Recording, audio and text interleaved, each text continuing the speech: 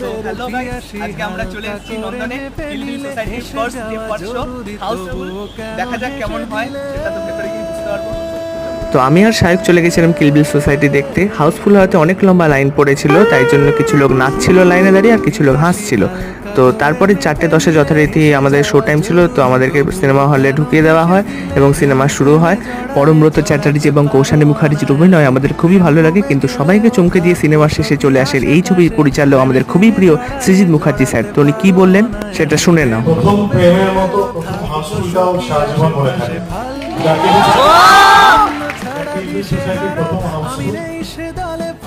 তো হল ভিজিট করার পর আমি ওনার সাথে একটি সেলফি তোলার সুযোগ পাই এবং উনি আমাকে নিজের অটোগ্রাফও দেন।